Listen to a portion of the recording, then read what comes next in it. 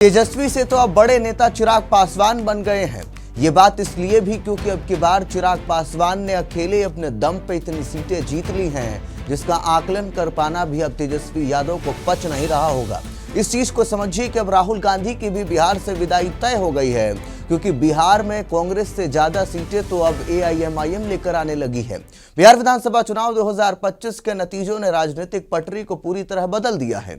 NDA की ऐतिहासिक जीत के बीच चिराग पासवान की लोक जनशक्ति पार्टी ने 19 सीटें जीतकर साबित कर दिया कि वे अब तेजस्वी यादव से कहीं आगे निकल चुके हैं। जहां आरजेडी महज 25 सीटों पर सिमट गई, वहीं चिराग के समर्थक सड़कों पर उतर आए, नाचने गाने में मशगूल हो गए। दूसरी ओर असदुद्दीन ओवैसी की एआईएमआईएम ने 5 सीटें हासिल कर कांग्रेस को पीछे छोड़ दिया, जो कि केवल 6 सीटों तक पहुंच सकी। क्या यह राहुल गांधी की बिहार से राजनीतिक विदाई का संकेत है?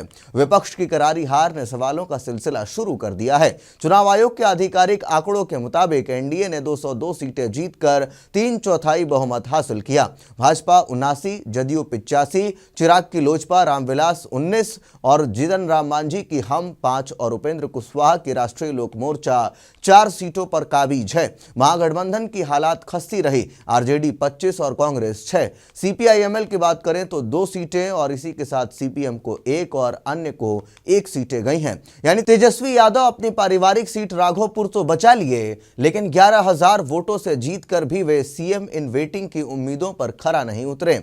उनके बड़े भाई तेज प्रताप महुआ में चिराग की पार्टी के उम्मीदवार से हार गए, जो विपक्ष के लिए झटका है। चिराग पासवान अब बिहार के उभरते सितारे बन चुके हैं। 2020 में नीतीश के खिलाफ माई बिहार कॉल से चर्चा में आए चिराग ने इस बार एनडीए के तीसरे स्तंभ की भूमिका निभाई। हाजीपुर से सांसद चिराग ने प्रेस कॉन्फ्रेंस में कहा, यह जीत मेरे पिता रामविलास पासवान के सपनों को साकार होना है। बिहार की जनता ने विकास और एकजुटता चुनी है। तेजस्वी की एमवाई की राजनीति अब पुरानी हो चुकी। उनके समर्थक पटना की सड़कों पर चिराग चिराग के नारे लगाते झूमते नजर आए। पासवान समुदाय के अलावा ईबीसी और दलित वोटों को एकजुट कर चिराग ने 29 में से 19 सीटें जीती, जो 2020 की एक सीट से 19 गुना ज्यादा है। राजनीतिक विश्लेषक योगेंद्र यादव ने कहा कि चिराग ने साबित किया कि युवा चेहरा जाति से ऊपर उठ सकता है। तेजस्वी अब लंबी राजनीतिक यात्रा सीख चुके हैं। चिराग की यह उड़ान नीतीश और भाजपा के बीच बैलेंसिंग एक्ट भी बन गई, जहां सीएम पद की चर्चा में उनका नाम प्रमुख है। दूसरी तरफ ओवैसी की एआईएमआईएम ने सीमांचल में मुस्लिम वोटों को लामबंद कर 5 सीटें जोकीहाट, बहादुरगंज, कोची धामन, अमौर, बौसी जीती। 29 सीटों पर लड़े एआईएमआईएम ने कांग्रेस को मात दे दी, जो 61 सीटों पर लड़कर महज 6 सीटों पर सिमट गई। ओवैसी ने ट्वीट कर कहा, सीमांचल के विकास के लिए वोट पड़े, गैर एनडीए दलों को आत्मचिंतन करना चाहिए। यह हार कांग्रेस के लिए शर्मनाक है, जहां स्ट्राइक रेट महज 9.8% रहा।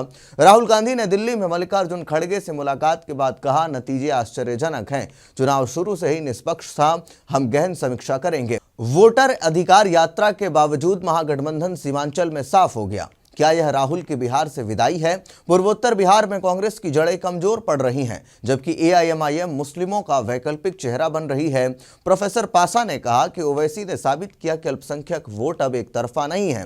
प्रशांत किशोर की जनसुराज पार्टी शून्य पर सिमट गई, जो विपक्ष के लिए और झटका है। एनडीए की जीत में महिलाओं को 10,000 रुपए ट्रांसफर जैसी योजनाओं ने भूमिका निभाई। पीएम मोदी ने कहा, जनता ने समृद्ध बिहार चुना। विपक्ष की हार से तेजस्वी की महत्वाकांक्षा पर ब्रेक लग गया। चिराग के समर्थक चहक रहे हैं, अब कोई तुलना नहीं। ओवैसी की उभार से कांग्रेस का संकट गहरा गया है। अब बिहार की सियासत में नया दौर शुरू हो चुका है। क्या चिराग बिहार के नए चेहरे बनेंगे या राहुल बिहार लौटकर जोर आजमाएंगे? ये तो खैर अब देखने वाली बात होगी। नतीजों का असर 2029 के लोकसभा चुनाव पर भी जरूर पड़ेगा। तो ऐसे में अब चिराग पासवान तेजस्वी यादव को छोड़ करके एक बड़े चेहरे बन चुके हैं, और कहीं ना कहीं अब चिराग पासवान ने यह भी साबित कर दिया है कि किस तरीके से उनका मुख्यमंत्री बनना भी अब कहीं ना कहीं उसकी रेस में भी वो अब आ गए हैं। तो ऐसे में आप क्या कुछ सोचते हैं चिराग पासवान बनाम तेजस्वी की इस लड़ाई में, कि कौन आगे चल रहा है, और आप किसको अब सीएम बनना देखना चाहते हैं, नीतीश कुमार को या फिर चिराग पासवान को? कमेंट बॉक्स में इन दोनों ही सवालों की राय लिख करके जरूर बताएं। तब तक के लिए दीजिए इजाजत। धन्यवाद।